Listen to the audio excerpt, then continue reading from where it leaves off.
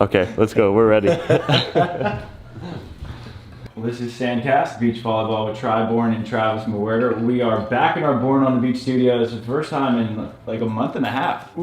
It's been a minute. And we've got the Beach Volley Vikings here in the house. We got Christian Sorum and Anders Mol. How we doing, boys?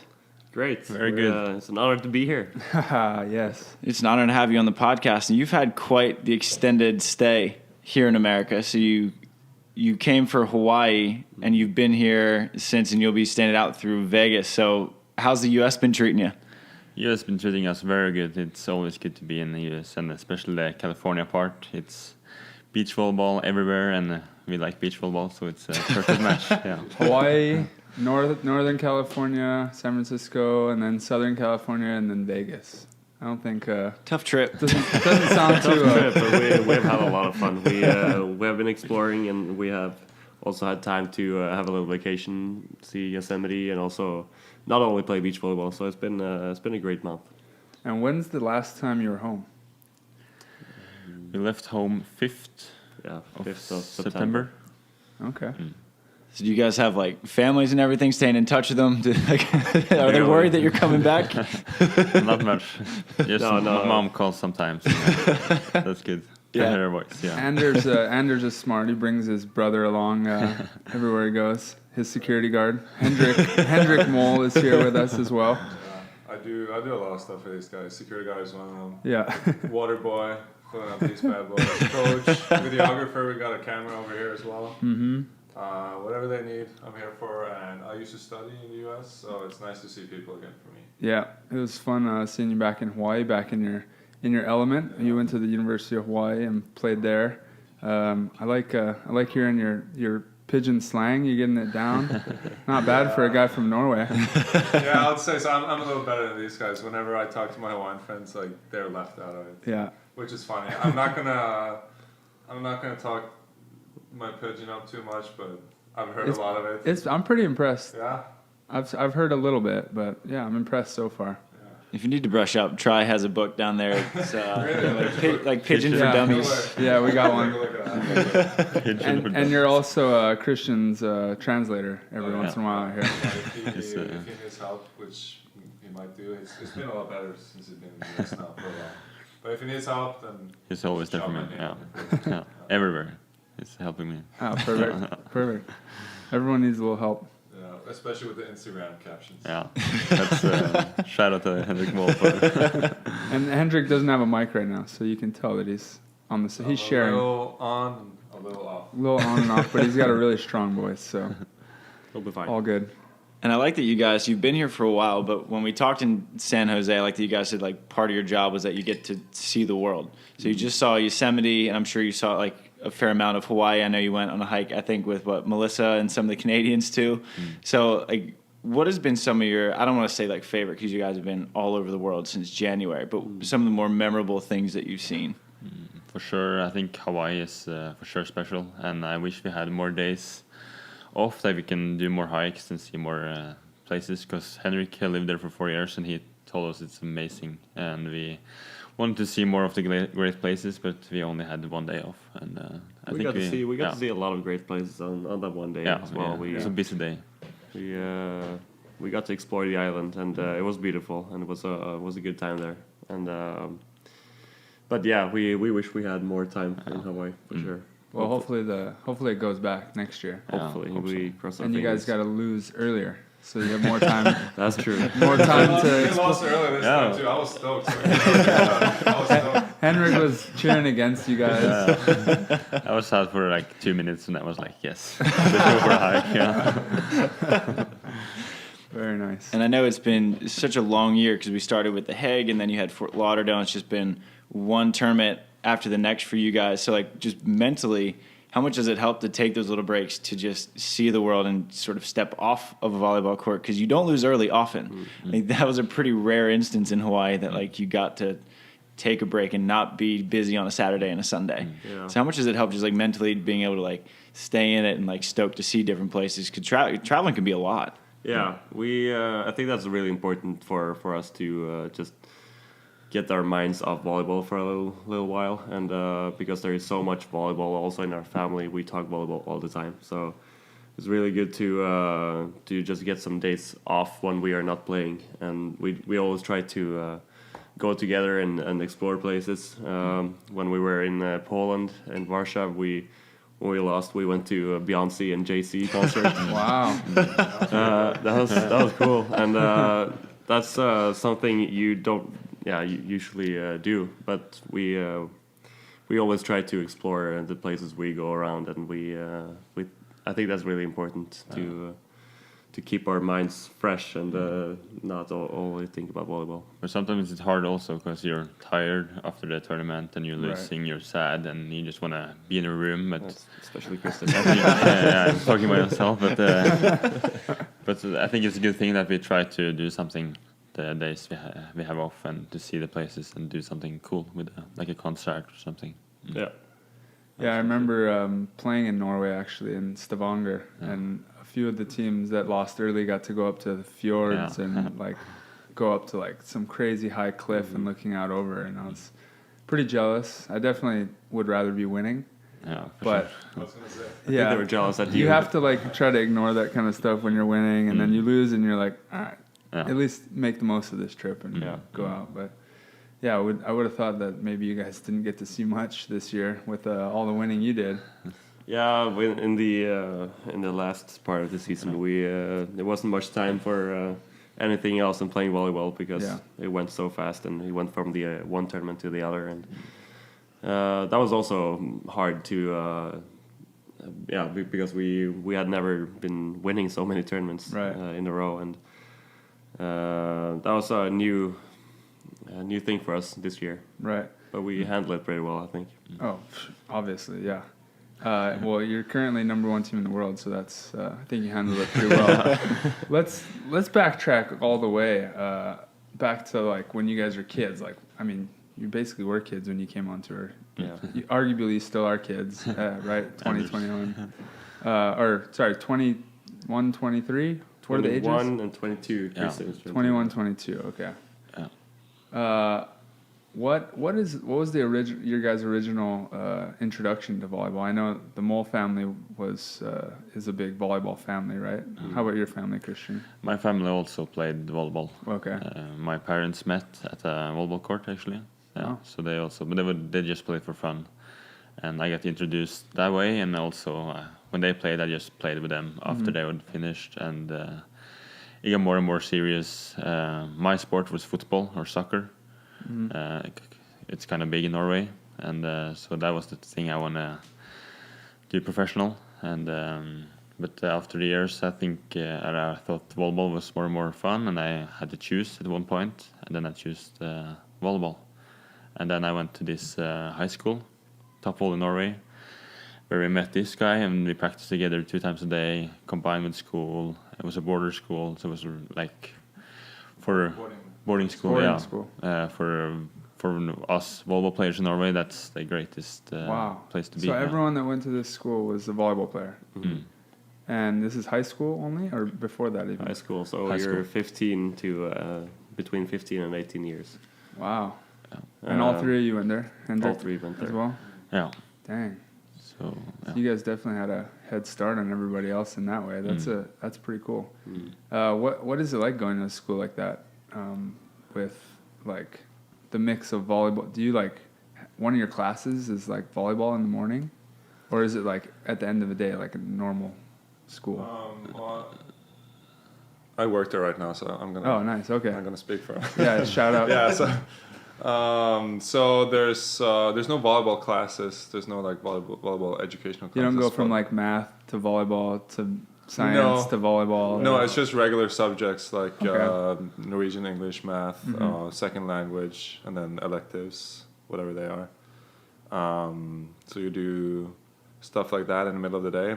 Before you go to school, you have a workout. Usually starts at 7 till 9 or something. Then you go to school. You stay at school all day until 3, and then at 3 you have another session. Huh. And after that's done, dinner served at the cafe that's on campus. So everything's real close. Wow. And when you're done with that, you got the day off. You can do whatever. You can socialize with the other kids that's going there. You can go lift some weights, and then preferably do homework. There's a lot of homework in the Norwegian school system. Oh, really? So you guys live there, right? It's boarding. Yeah, it's a boarding school, so you stay there alongside 70 other students, both boys and girls. Wow. And the coaches live there on the campus as well. And you're a coach right now? Yeah, when I'm at home, that's what I do. I coach there a little bit because our uncle, Jetmund Bernsen, he works there full time, but he can't be there all the time. So when he's not there, I take over. Okay. So that's how it works. Huh. So right now, our mother is actually working there, and our younger sibling, he's a first grader at that school. So. Oh, really? There's another one. Yeah, but he's more. Far behind. There's more. How many more are there? There's 3 more of us, so we're 5 siblings. And wow. And what are the ages? Anyone we have to worry about? 16, 13, and 12. Yeah. So we have Marcus. He's number 3. He's a left-hander. He's going to be a good. He's going to be taller than both of us. So. Yeah, he's going to be taller, but he's definitely weaker than us. He still has a lot of muscles to gain. What did you bench in first grade? Bench a lot in first grade. No, I was super skinny too, so look after Marcus. But they're all super into volleyball, and they want to become good volleyball players as well. So it's going to be exciting to see how they're going to be in the future. Yeah, definitely. And then your father as well kind of started the volleyball for your family, right? Yeah, he's our coach, but we like our mom. She played in the Olympics in Atlanta in 1996. Oh wow! So she was kind of the biggest volleyball player in our family. But then our dad did more the coaching. He also played a lot. He played like 100 games for the indoor national team in Norway. So he's also a really good volleyball player, but. That's also how we got into the sport, and we kind of grew up with it, and we love it from the very first day. And now we're living the dream. Yeah, definitely. I wish I knew that story when I went and played you and Christian in Klagenfurt. Me and Hayden got the draw, and we're like, oh, perfect. These 19 and 20-year-old Norwegian kids. Norway hasn't been known for being all that good, and you guys have had a few good teams. But not to your caliber right now that I know of. But yeah, we drew you guys to go to the quarterfinals and ended up losing. That kind of sucked. Yeah, I remember that game really well. Damn it. Had a net roll. I had 2 aces to finish the first set there. And yeah, you couldn't do anything wrong. Pissed. He was like, "Come on, who are these kids?" Yeah. I was a little aggro. Definitely pissed. No, that was our first tournament together. That was the breakthrough. Yeah, and we had never played together before that tournament, and we had like 2 or 3 practices prior to Klagenfurt, and we won the 2 games in the qualification. We won our pool, and we went on to the round 3 and lost against Canada 15-13. Oh yeah. So that was a huge tournament and a huge big breakthrough for us, and now everything has happened after, and it's kind of. I'm glad it could be a stepping stone. It helped. I'm curious about this school. So was it indoor, beach, or was it a mix of both? Because I'm wondering like where beach would have come in to the picture, because Norway is not like it's not 85 degrees in October. Exactly. No, it's a mix of both. Okay. And that was the reason I started, because it was only indoor the years before, but then they build indoor beach volleyball facility. Yeah. Okay. So that's three courts and heated sand, and it's a really good one. The roof is really high. The roof is like 50 feet. Yeah, so you can play international games there, and heated sand. There's going to be an international tournament there too. Yeah, there's going to be a World Tour 1-star there this in February. Yeah, we didn't know about this. Yeah, we didn't until this morning. Oh wow, sweet. I mean, 1 star. That's a start. That's a Yeah, it's a start. start. Yeah. But it's really important for the students there to so they can see the level and so they can get inspired. Right. For us, that was really important to have a tournament back in Norway with the Stavanger Grand Slam. Right. Maybe we can talk about that later. But And I have a feeling that you guys were both exceptional indoor players in your own rights too. What made you want to take the beach route over indoors? I always liked beach more because you're always touching the ball and you're always a bigger part of the game, I think. And you have They to. didn't share the ball with you indoors. No. Come on, send me, guys. So I think that's the main reason that I liked. And also you have to have all the skills. You have to do defense, digging, setting, and you have to have all the skills. yeah, and you gotta be strong mentally as well. You don't have a coach. You can't be subbed. So you have to like stay in it yourself, and that's also a really cool thing about beach volleyball. It's more I don't know. Well-rounded. Yeah, exactly. Yeah, I felt the same way coming from indoors. I felt like I wasn't utilizing all my skills. Like, you're supposed to be specialized in indoor, and I wasn't like the big hitter. So basically I was just like the 0-2 who's covering, passing, not getting set that much, and I wanted a little spotlight. Yeah. So I come out to the beach. Now my partner has Who to doesn't set want me. that? Yeah, exactly. No, but I actually played 1 year professionally in Belgium after graduating from TopVolley Norway, and I got to try that lifestyle as well, to play professionally indoor, and I liked it. It was a lot of fun, and we had a really good coach. Played at Naliko Mosaic, a really well-known team in Belgium. Champions League. Oh wow. Yeah, team. So had a great time there. Learned a lot, but just didn't feel that this was the right for me. And I saw Christian and Matthias traveling around the world and playing Sending the best. selfies, Snapchats every day of the beach in Brazil. They were having way too I much was fun. super jealous, so I wanted to do the same. So I jumped on that train the next year and started playing with Christian and Matthias. Last year was kind of like we were rotating the three of us because Hendrik was not there. He was injured. Do you think the at least playing under that pressure, it's a different pressure when you're playing indoors, you know, you're representing a club, they're paying you, you're under contract. You think that the playing under those kind of pressures and in front of pretty big crowds as well, I'm sure if it was Champions League, you think those pressures help prepare you for the beach? Definitely. I was fortunate to be able to play for the youth national team in like under 20 beach volleyball European Championships. So you got to do both. So I got to do that before I went to Belgium as well. So I was kind of prepared for the pressure there. But I think we learned a lot from the youth European Championships and also the youth World Championships. Yeah. You have like a silver there, so that definitely helped us a lot and made us stronger mentally because it's you feel small when you play in front of these small crowds and you have to like be used to it. Right. So I think that actually helped me a lot. You got to play up to the big crowds, and then you got to psych yourself up when there's a small crowd. Yeah.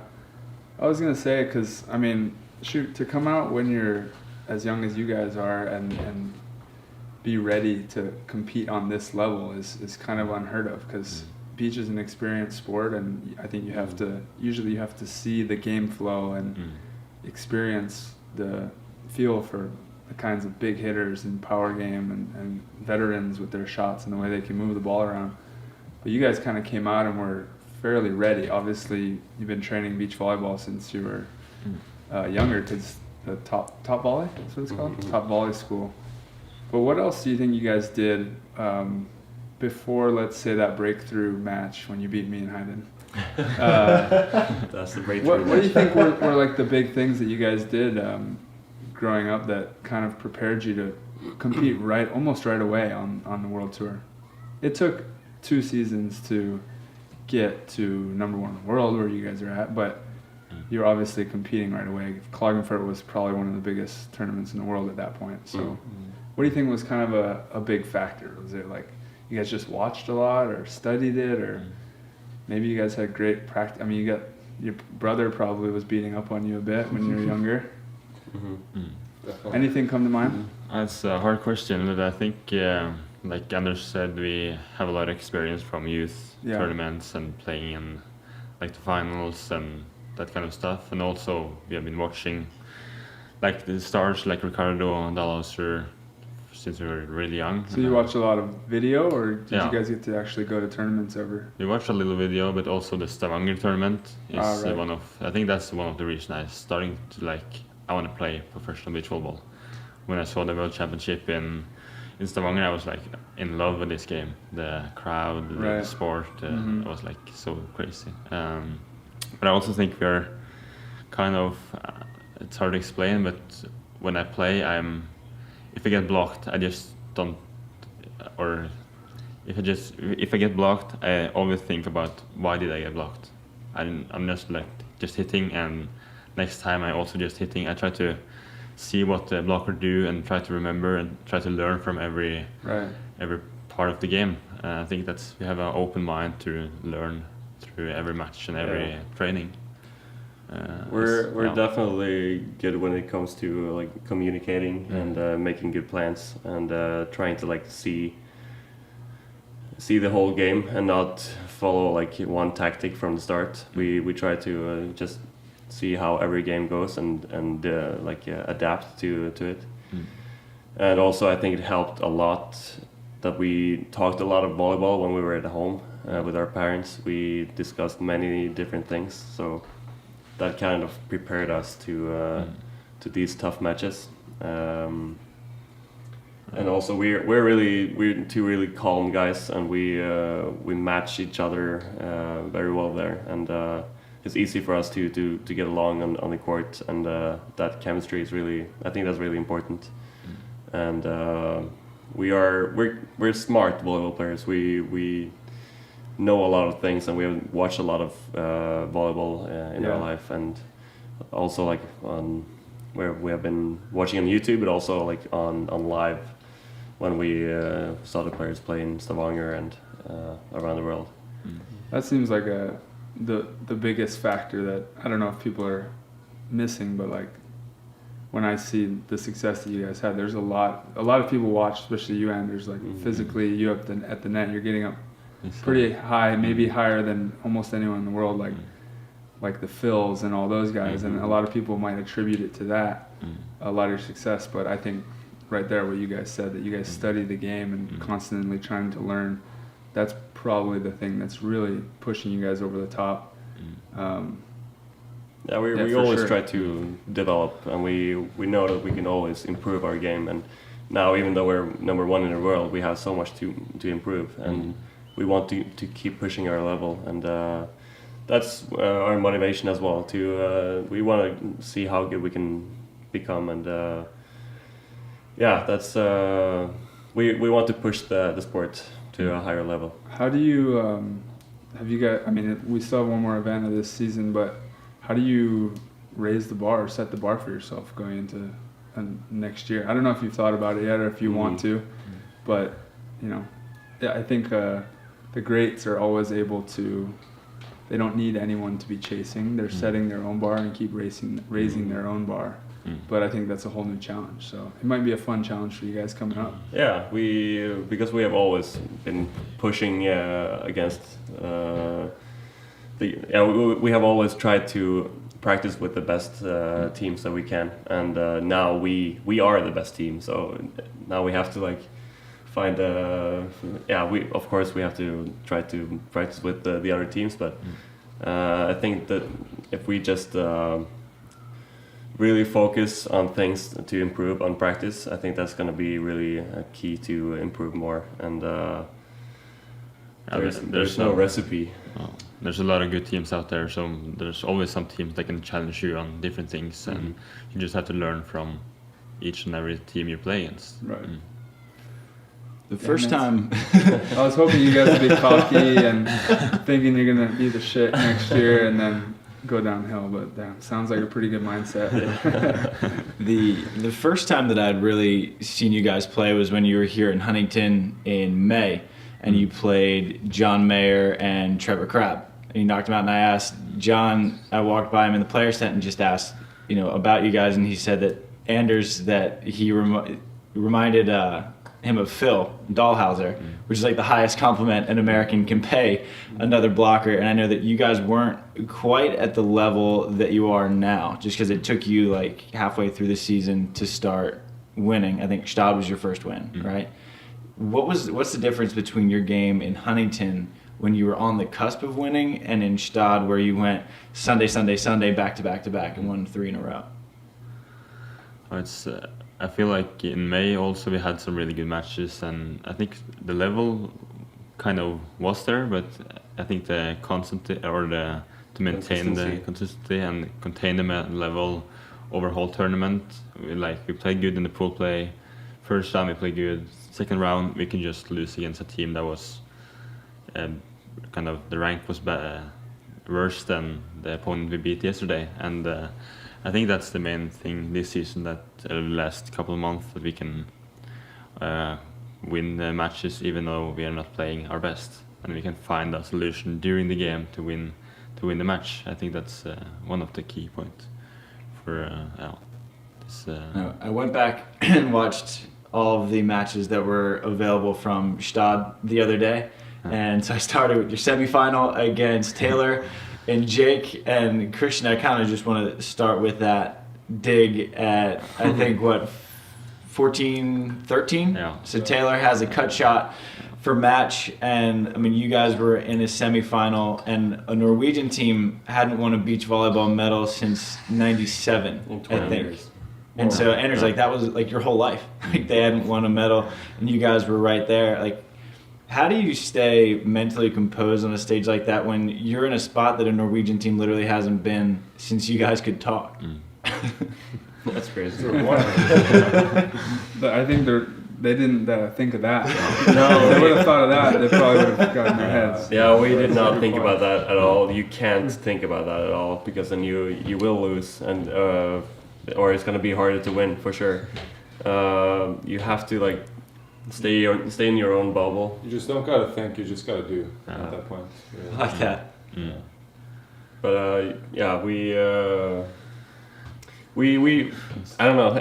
it's difficult, but I think we just really just think about what we're gonna do out there, and not we don't think about the crowd. We don't think about what if we win, and what can happen if we win, and everything about that. We just think about our game and the next ball and what we're gonna do, and try to make a plan for every ball. So we are really, when you see the videos, we are really calm and really focused, and you see not that many emotions from us. We are a team like that, but I think that also helps us. That's also why we're strong. Yeah, we also had a little bit of luck. We also have a little that's a right good there. dig. Was a little bit of luck. Because I usually don't dive like that, and with my right hand, I think my eyes was almost closed. That was a good Christian one. never touches his chest to the gun. If you study Christian's technique, he'll always dig a ball and he'll go on his hands or his elbows and then on his knees. He will never touch the sand with his He doesn't ball. want to get But sand. for that ball, he was all the way in one place in the sand. Like, got it up with one hand. It was probably, that was maximum effort for one point. That was- Paid off.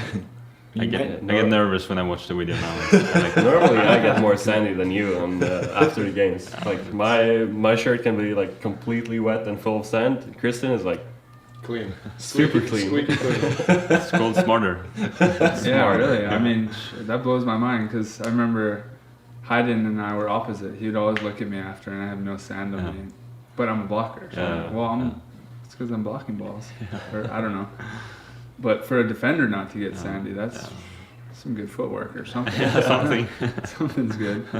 It's funny though that you mentioned how calm you were, because that was what I was thinking when I was watching your final against Herrera and Gavira, which, I mean, you guys went up like 18-11, I think, in the second, and it was really just like the rest of it was just a matter of time till you won it. And this is for like a gold medal, and it looked like you guys, it was like 1-1 in like just a random tournament and not 3 points away from like winning the biggest tournament of the year. Where do you get that mental composure from? Because like, you know, I don't know how much AVP you guys watched, or if you know Ed Ratledge, but so he's been playing AVP for 20 plus years, and he was in the finals in San Francisco, and on match point he was like bouncing around and jumping, and you could tell like how stoked he was to be so close to his first win, and he ended up winning. But you guys, you treated it so differently, and I mean it worked for Ed, and then this one worked for you guys. So where do you get this mental composure from? Because that's got to be tough to have so early in your young careers.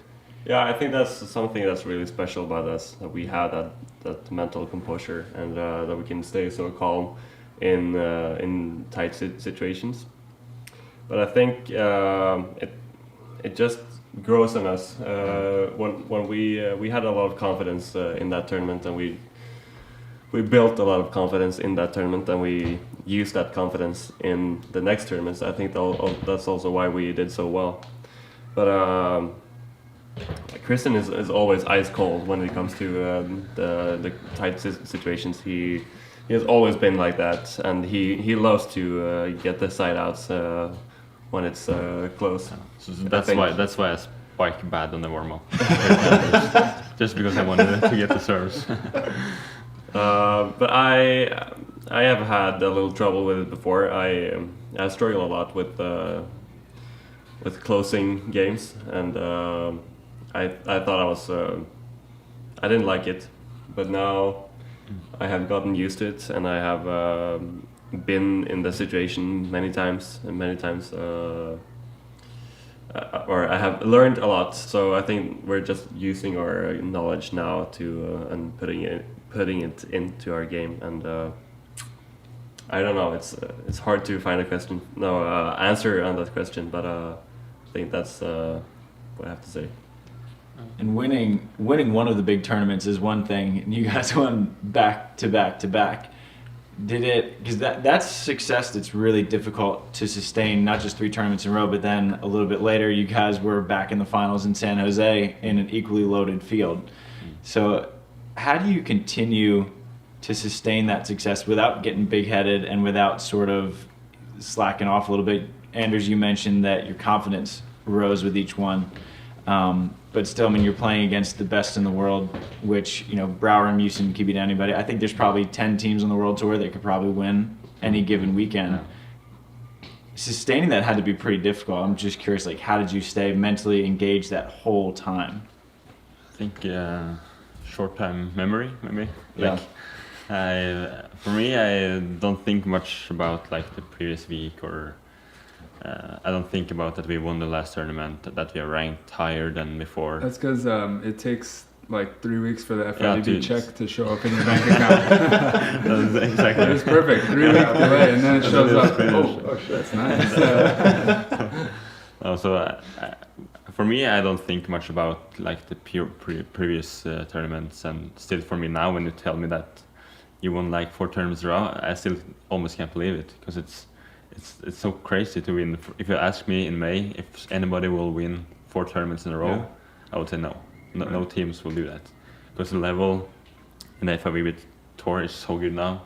Teams from the qualifiers go to the semi-final, finals. Teams from the qualifiers, they win. Yeah, exactly. In Shanghai or something. In Berlin. Oh yeah. Berlin, yeah. Oh, that's right. Yeah, and also Qatar. They played Qatar played the qualification in Vienna, and they got 3rd or something. Right. So the level and it's so high. So I don't know. You just play and focus on playing, and also you get confidence while you're winning, and you're not thinking so much. You just play and it works. You're just having fun. Like the last 3 tournaments, we just had a lot of fun, and we really enjoyed playing. And it's not been like, it's been a struggle. Before we were really grinding, and but now it's been like just fun, and we enjoyed it, and we were really relaxed. I think that was huge. Nice. Hendrik, what's your year looking like? in terms of? I know you were playing. You're on the tour. You're kind of just helping out towards the tail end here. Your partner is nowhere to be found. Is that? Yeah, I don't know what he's doing. He's still in Norway. He's doing some indoor stuff. Ah, okay. I suspect there's some lady stuff going on, but we don't know yet. We haven't confronted him about it. But there's always a lady. Yeah, when you're missing. But it's off season for us. He had an injury in the Norwegian Championships that he's kind of been nursing since. He didn't feel that ready to play here. And I'm nursing my ankle injury that I got when I was playing in Hawaii 1.5 years ago. So we're just taking a little break now, taking some time off because there's no rush for us. It would just have been this Las Vegas tournament for us to play in anyways. But you guys are trying to go full time next year, right? Oh yeah, we are. We went to all the same tournaments as these guys this year and had a pretty busy summer. And we will go 100% going into next year. And you guys are all going to Spain or Tenerife? Is it? We go to the same training camps. It's usually in Tenerife, which is south, some islands. Canary Islands. Canary Islands, south of Spain, outside of Africa. And a lot of teams go there, right? A lot of European teams go there. Right. It's like their main practice grounds. And, I wouldn't mind checking that out one day. Yeah, you guys are always welcome. I'm trying to create the Hawaii off-season training camp, but it's not quite ready. You know we're always down for that. Yeah, exactly. You guys will be one of the first calls. Yeah. Sure. Well, since you're a local boy, of course. Yeah, you got to have someone that speaks a little pidgin. Yeah, exactly. Translator. Yeah, translator game. And so this past winter, I covered the Winter Olympics. So like half my stories were about Norwegian Winter Olympians winning gold medals. And now you guys are taking over the beach too. is there anyone who's bad at anything? Snow volleyball. Snow volleyball is the next thing. Well, like team sports. We discussed this outside of the podcast, but like team sports with big teams are hard to do in Norway because we're not that many people. So what we tend to do is specialize into individual sports. Most winter sports are usually individual. There's not a lot of team sports. Team sports involving more than like 5 people, it's hard to do. Like soccer, soccer is popular in Norway, like Christian said, but we're not too good in soccer. Our traditions are not too good because I don't really know why, but because it's freezing half the time. Yeah, well, that doesn't help either. We actually have we're really good at handball in Norway, but it's not a big sport, but we're pretty good at it. Handball is cool. That's a really cool sport. It's a cool sport. It's really fun to watch. I remember when I played in Turkey, they would be handball practice after our practice. That's pretty cool. That's like, that does not exist in the U.S. Most people that are listening probably don't know what that is. No, they're probably confused. It's like indoor soccer, but with your hands. Yeah, so kind of like basketball, too, because you okay, dribble the ball. I guess I just explained basketball. And then you have to dribble though? Yeah, you have to dribble the ball. You can take like 2 steps. 2 steps. More steps, right? Yeah, if you do 3, you're gonna get called. Okay, 2 steps, yeah. So it's kind of like that, kind of like water polo in a sense, because you have that goal that you're trying to aim at, and you go like. And you have the guards. Indoor soccer, basketball, wrestling, water polo, and also wrestling because they wrestling. like wrestle each other. It's a pretty it's a pretty rad sport. Yeah. And it's like hockey because you're it's like boarded off, right? Yeah. No, it's not boarded off. Oh, it's not. But you can get penalties like 2 minute 2 minutes. penalties if you do some bad stuff. Well, what about hockey in Norway? You guys got to be good at hockey, right? Decent. It's improving. Yeah, it's decent. We have some players in the NHL. Mats Zuccarello for the New York Rangers, is that it? It's good, but it's like also winter sport. So in Norway we use a lot of funding. A lot of funding goes to winter sports, but not to the summer sports that much. But there's been a trend in recent years. There's been some good athletes in the summer sport arena, like track and field. Track and field and rowing has been huge. Rowing is also. Right on. Good. What other sports did you guys play growing up? I know that you mentioned you were big into soccer for a while. Is basketball big? Like, what are some other, or is it just like volleyball is that number 1 over there? For us? Yeah. I played soccer and I don't know. It's, You played you did a little track and field, didn't you? track and field was maybe 5 months, I think. Oh, okay. Because my father was High jumper. a high jumper and diathlon. No, The decathlon? Decathlon. Decathlon. There we go. Decathlon. Yeah. I don't know. Yeah, whatever. Yeah. So yeah, that's the sport I've been doing. Yeah, and also for us, we of course did some soccer, but we come from a really small village. Like we have 500 inhabitants Wow. in our village, so it's super small, but really beautiful. Just like surrounded by forest and beach volleyball courts. Forest and fjord and mountains, and we actually have 6 beach volleyball courts in What's our the town called? Strandvik. Strandvik. Yeah, Okay. so Strand has to be. We have to live a place where it's called Strand, or the TopVolley school. It's at Sand. The town is called Sand. Yeah, Wow. kind of crazy. No, we didn't do that much other sports. Well, we tried. We did some tennis. There's like tennis courts in our hometown, and we played a lot of bandy. Is that what we call it? Badminton. Oh yeah, Bandy, floorball. Bandy. Floorball, I think. floorball, I don't know. land hockey. I don't know if we have that. Oh, like Like roller hockey? It's like land hockey. It's land hockey, but it's smaller. Oh, field hockey. Field hockey. Oh, okay. That's what we call it. There we go. I think. Yeah, I think it's like nobody exclusively plays that anymore. Yeah, well, field hockey's big for girls on the East Coast. Oh, really? Yeah, So it's like But I field don't know. hockey for girls and lacrosse for men. yeah. Right? Oh, Something okay, like that. yeah. I don't know. I'm But it's a like West Coast it's guy. like field hockey indoors on a smaller. Okay. Smaller That's court. fun. We did some of that stuff, and Good cardio. no winter sports really. We didn't do much winter sports. We're never good at that. Or, Yeah. Henry I was never Henry good hated at it. skiing because he couldn't get the hang of it. But Yeah, I was just curious because basketball is probably the biggest crossover sport that you see between the volleyball players now. Like a lot of the old school guys, like Mike Dodd was a professional basketball player, and then before he switched over to volleyball, and there's a lot of that in the U.S. So I was curious if there was any trend overseas. yeah, you have Buttinger and you have Jefferson here. Luke Walton. Yeah, Luke Walton.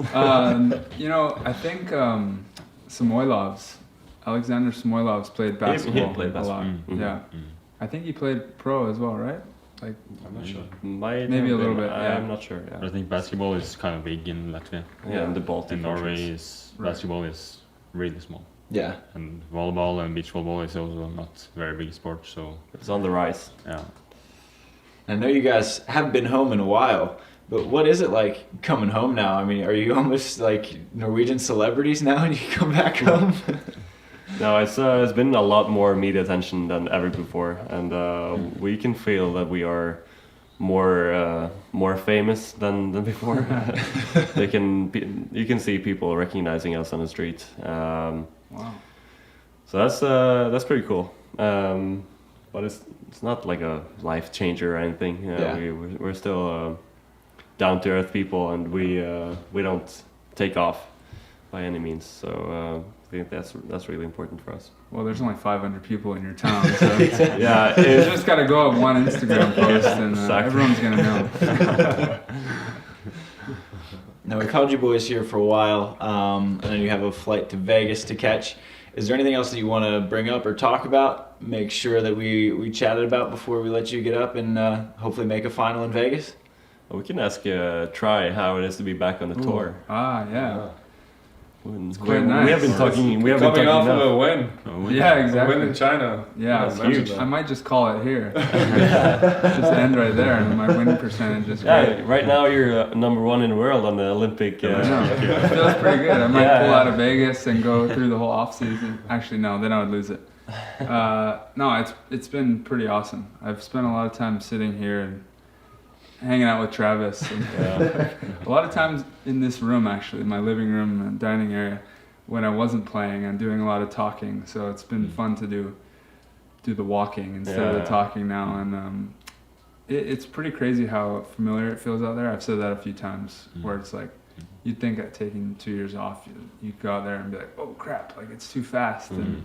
But just watching, and it's kind of like you guys growing up. You guys said you watched a lot, and then it seems like by the time you got to the World Tour, it was Naturally. It's natural. You're used to the pace, and for me, I kind of just feel like staying close to the sport, watching, talking like this on the podcast, and doing the broadcasting helped me a lot. And man, it's a lot more fun now. Yeah. It was for sure some somewhat depressing times not playing and not being an athlete anymore, but it's been fun, and it's crazy. Like last time I played, you guys were in like your coming out game, and then now next time I play, you guys are the top team in the world. Like what the hell happened while I was gone?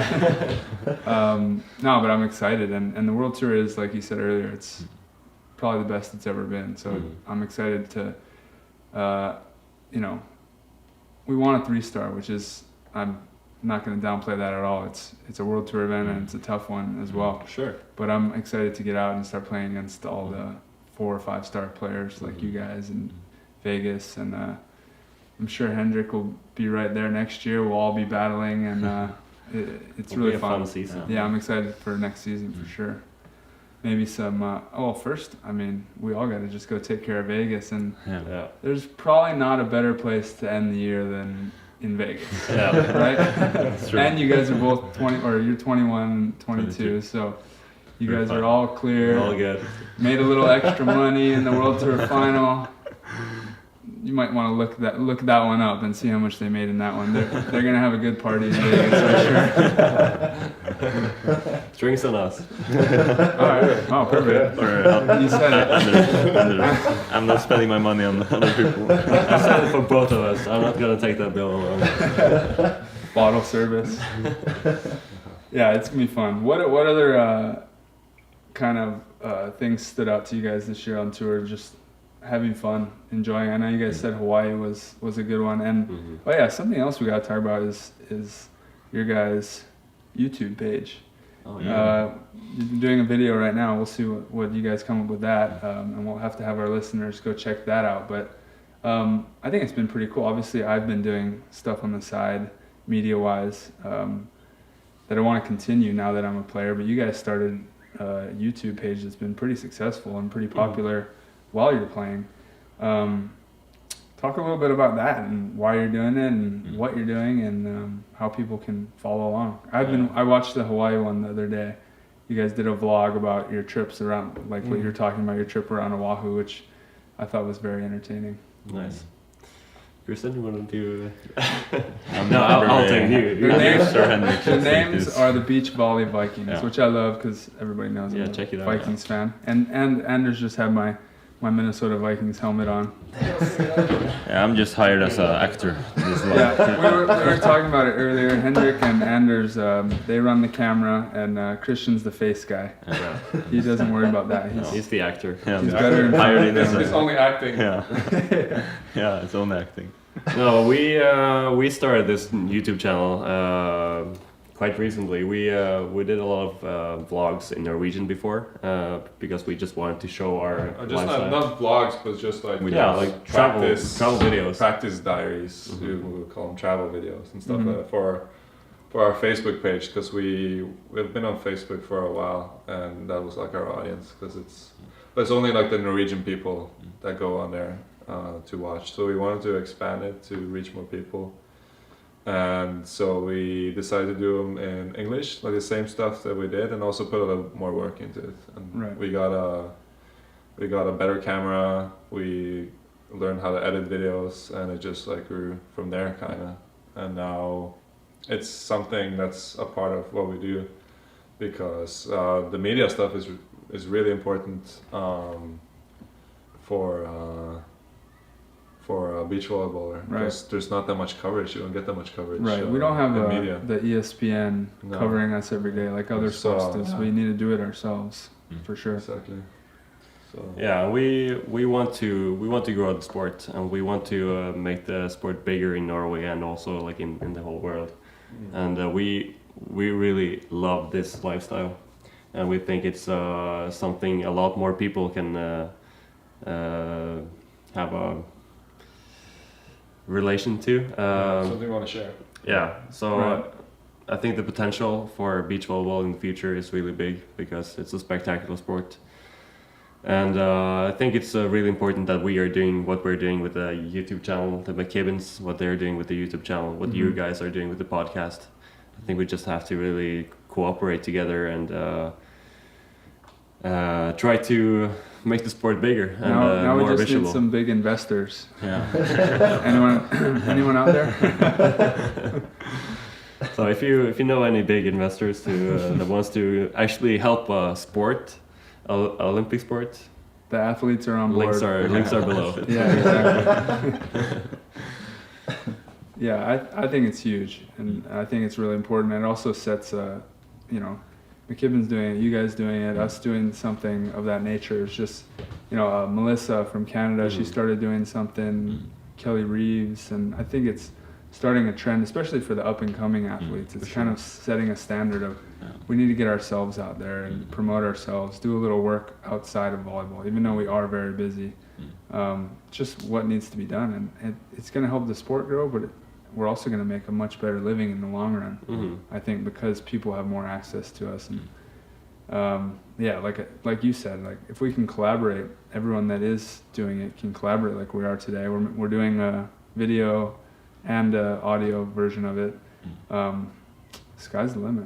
I was talking the other day, like dreaming like we could be like surfers and just get paid to not even be on tour and just travel the world and make videos. So that's the life after the beach volleyball career. Yeah, exactly. That's the goal. Sure. Yeah, you guys need to for sure. Everyone check out their YouTube page, Beach Volley Vikings. Yes. And what about you guys' personal pages, Instagram, or like how can people follow you personally? If someone was more attracted to one of you than the other, then they can maybe just follow you individually. We'll send them Christian's way. Christian's big on Instagram.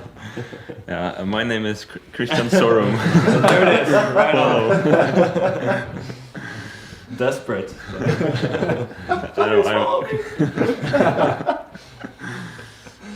No, but we post a lot on Instagram. That's our main page, and we have gotten a lot more followers this year than ever before. I think we both gained like almost 10,000. But we don't say no to more followers. Yeah, exactly. Sponsors like that. And speaking of sponsors, those of you who are listening and not watching this, these boys are now wearing Red Bull hats. They weren't hat guys before, so their look is definitely different, but they're both repping Red Bull real well now. And as you know, if you know the sport, only the elite athletes get that sponsorship. So congrats on that, boys. Thank you so much. I think huge. The Dutch boys, Phil Dahlhauser. The Dutch team is number 2 in the world, right? So Yeah. So Red Bull now has the top 2 teams in the world, They plus have Phil Nicola Dahlhauser, Lupo. They also Nikolai Lupo. Krasilico. They have Bruno and Russian. Allison. And, Yep. Pretty much all the top Get guys. the whole world covered. They picked their spots. they did. I thought it was cool too that because not a whole lot of people know that Red Bull, you can't buy their hat. That so when you see someone wearing a Red Bull hat, that means they're a signed athlete or endorsed by them.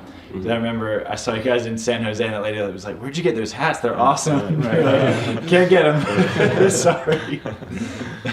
Yeah, that's pretty genius, actually. Yeah, they're good at marketing. Yeah, Sam is the the tri hats. They're really hard to come by. Actually, no, they're just patches.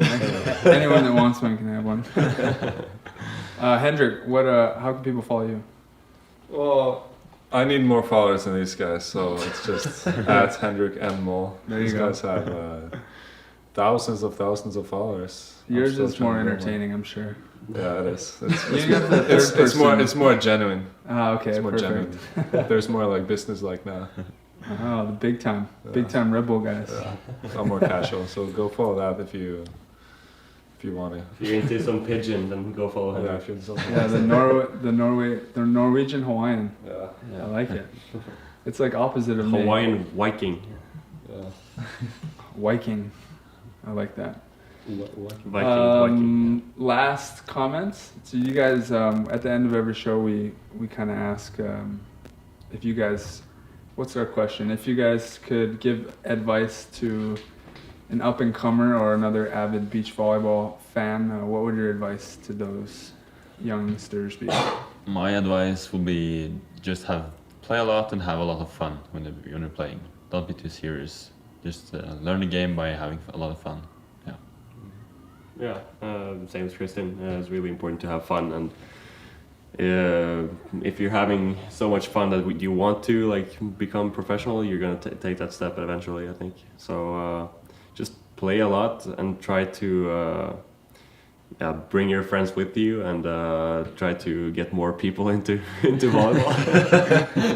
That's good. No, but just try to just have a lot of fun, and yeah. Just watch our vlogs. It's a great lifestyle. No. A lot of promotion in that video. Watch our vlog. Too much. Hendrik, No, for me, just watch some video on these guys. Like we also post their games with the pauses cut, so it's just like 20 play minutes. after play after play. yeah, that's the way to watch. I've made a lot of use of that. I appreciate it. Yeah. I appreciate that. So if you want to, like, we post all of our games, or almost all of our games, and it's great learning from these guys. These guys are great athletes, and they have some of the best technique in the game. So check them out for sure. Yeah. Alrighty. Yeah, we appreciate you guys hanging out. I know it's been a whirlwind of the past month and a half here in the U.S., so thanks for taking the time to hang out with us. I know you guys have been doing a ton of media stuff, too. You hung out with the McKibbins for a little bit, I saw the other day. I know Volleyball Mag has a big feature coming out before Vegas, so thanks for the time. Good luck out in Vegas. So far, this has been the Good Luck Podcast. I mean, Try came out and got a win. Yep. We credit the podcast entirely. Even Trevor's Exactly. getting wins. Yeah. Never Trevor. So thanks, boys. Enjoy the rest of the trip in the U.S. and good luck out in Vegas. Thanks for having us. Yeah. What up, Beach Volley Viking fans? You're here listening to the SANDCAST with Triborn and Travis Mawerder. Are you saying stuff? Check out the SANDCAST podcast. We had your boys on this afternoon here in Cali before we head off to Vegas, and some good Links are stuff. below. Links will be in the description. Yes. Where, Go check Christian? it out. Yeah, it was a really, really good conversation. Make sure to check out their channel and give them. Can you like subscribe to? Yeah, it's a YouTube channel. You subscribe on. Oh yeah, we have a Subscribe YouTube channel, podcast. but to the podcast app on your Oh yeah. iPhone usually. Oh, okay. You can subscribe. You can figure it out. SANDCAST podcast. You're a smart guy. subscribe. Figure it out. You got it.